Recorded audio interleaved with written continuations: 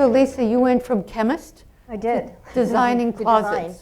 design. How did that happen and why? Not a natural transition. No, I think I'm very left brain. I'm very math and science driven. So that was something that, I was good at. And so it was, I think majoring in chemistry, it was something that, excited me. I wanted to do research. I wanted to be in a PhD program. I wanted to do, save the world, basically. I wanted to come up with something. And so for as long as I can remember, that was my path. And I think it was just, that one day in the lab where it was 11 o'clock at night, I'm wearing a lab coat and goggles, and I'm the only one in the lab. And at the time, before that, I didn't mind being alone. I didn't mind being, in a lab by myself. But it was just that moment where I thought, I don't know if this is it. And I thought maybe business school could meld the two, and I could do something, stay in the sciences, but be on the operations side. And so I got my MBA and I think that was the pivotal moment. That was the crossroads where I got an opportunity to work in a design firm on the operations side. So do I continue down the path I thought I was going to go, or do I make that hard left? And I decided to make that hard left and didn't know anything about closet design. And at that time, nobody was even talking about closets. And I really thought, why isn't it? I was working for a design firm where it was specializing in kitchens, and at that time, kitchens were all the rage. Everybody was talking about kitchens. And we'd get the occasional call for a closet, and I think it was that moment where, who is doing closet? Why, and I frantically researched and wanted to find out who was doing this, and nobody was. And it was identifying that there was a niche in the market, and then thinking, I want to do that, and I want to do it at the highest level possible. So that was the realization at that point, and then immersed myself in it and started the business in 2007. So Ginny said that there might be some dumb questions, so this might be one.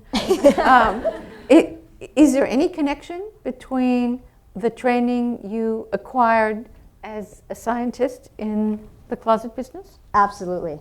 And I think if there was any space in the house that would be more perfect for a chemist, it would be the closet.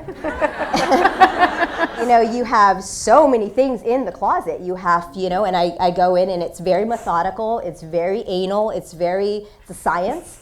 So there's a very kind of practical element of, people want their closets to be functional. But I think what I also didn't realize was, wow, I actually am creative.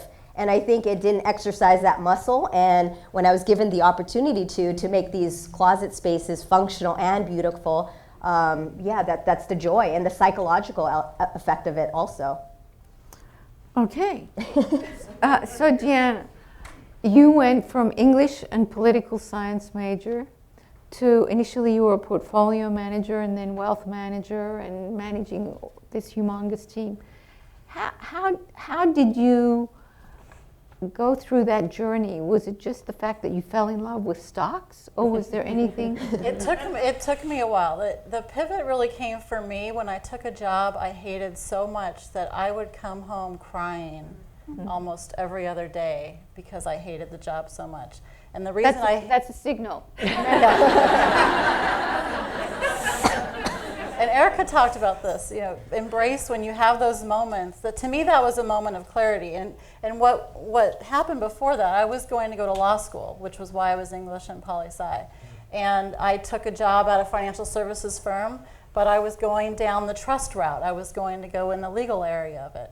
But when I graduated, there wasn't that job available for me. So I had to take a job that was marketing and investments. That was the only thing out there, and I wanted to stay with that firm. So I did that job for about a year, and that's when I got introduced to investments and stocks and bonds. But then the opening finally happened of what I thought I wanted to do, and I took it, and that was that job that was terrible. And it took me about 6 months to finally get back in, and then it definitely provided a lot more clarity. I knew for sure I was going to become a portfolio manager and go down the investment route. I didn't know that I would go into management, I think, until my career progressed a little bit more. And Gretchen, you have had quite a lot of experience with tech startups and in the financial world, and you pivoted to the nonprofit. What was it? Life conveniences? Was it passion? What was the driver of that pivot? I would say it was more passion. I think I took a job at a tech startup more for life convenience. It was close to my house and had a great gym. And I learned later that that probably is not a great reason to take a job. I also found myself selling the company. This was the fourth time I had sold myself out of a job, basically. Being a CFO is great. You get to work in a lot of different industries, but that's the one downside, is oftentimes in these days you might have to sell the company. And so I found myself, I'd sold myself for the fourth time, and I'm like, I'm not going to do that again. And I really, really was committed to trying to find a role working for a company that had a product or a service that I had an affinity for. It didn't have to be a not-for-profit, but something I could really get behind. And I'll tell you, if you have that sort of interest, you have to stay committed to that, because other opportunities will come at you. And you kind of have to say no if that's, if that's not what you want to do. And fortunately, I had a recruiter call me, and he said the Natural History Museum is looking for a CFO. I said, the Natural History Museum? I didn't think they even had a CFO. And that was a museum that I'd gone to as a kid. I'd loved it. And I feel really fortunate that I was able to find that opportunity. I want to also ask you about how you work your way out of those down periods, how you swing the momentum. Lisa, what about a down period for you that you worked your way out of? Yeah, probably the first 3 years of my business. I started it in 2007, which was the start of the recession. So, not ideal for having a conversation about luxury and luxury closets. So, it was really, I would say, 3 years. And I think being fortunate to be based in Los Angeles, right next door to Beverly Hills, where people are still remodeling, I think was important. But I think it was a combination of things. I think it was my passion. I knew I had identified a niche in the market. I knew I was passionate about this. I knew everyone has a closet, that this was a very underappreciated space. So I think I hit the pavement just wanting to press this issue, to have a conversation for people to understand that they don't have to live in clutter, that you really can have these beautiful spaces. You don't have to have a beautiful kitchen and then a closet that you're ashamed of, that it really is about empowering. You start your day off in the closet. And I think I saw that big picture and was very passionate about that. All of a sudden, the boss who hired me at the magazine took a buyout, and the new person who came in we didn't exactly see eye to eye, and it was just so disappointing, because I'd worked so hard to try to get to the LA Times, and then when I got there, it kind of became a mess. So at that point, you just have to think, like, what is it about this job that I really like? And yes, I like words and I love writing, but it was also the fashion and beauty element that I really loved. So you just kind of think, okay, well, if I can't cover it, I can probably work in it. You each lead teams, have led teams.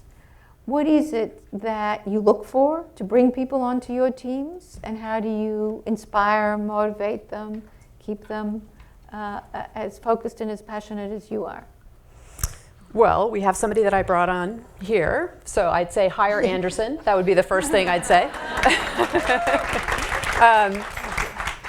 I think actually being a good boss is very underrated. I think that is something, sort of to your point, that you can really make a difference if you are a good manager, and sometimes that's hard to do. It takes a little more work to be a good boss. And I think, number one is don't micromanage, and, lead in a way that you would like to be led.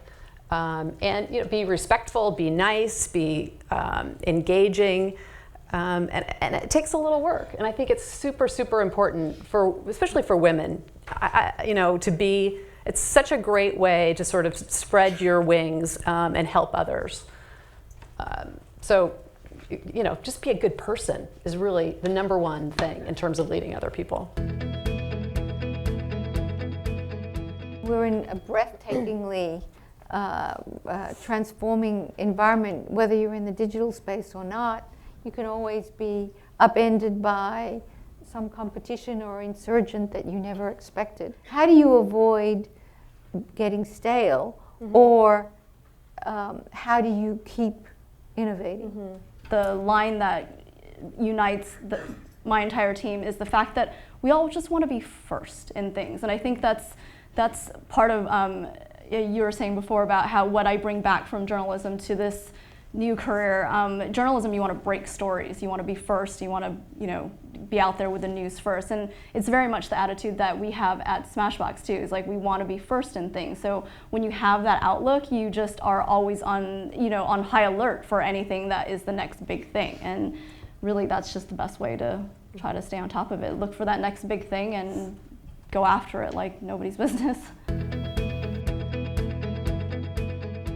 Talking about momentum, if the momentum slows or something in the environment changes, how will you know that it's time to pivot again? If I don't feel like I can develop the next year into something that excites me and meets my passion and also meets the job objectives, and then I'll look for something new.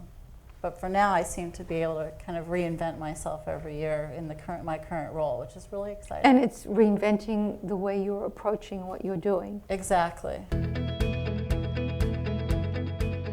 This is like not a typical question, and it's aimed at anyone, but just because this is a mostly women event, I'm just interested to ask, like, all of you are so successful, you work so hard, I'm so inspired by each of you. And all of you are mentioning how you have like kids and families in passing really quickly. But how do you have time to like when did that happen? You know what I mean? Because I'm just scared. Like I work so hard that that's like not gonna happen. If you want to go to your kid's baseball game, you leave at 3 o'clock and you go. Nobody is gonna. I think people are more worried about what that might say or the impact than the impact there really is. I mean, if you have to work on the weekends, okay, but you made the baseball game.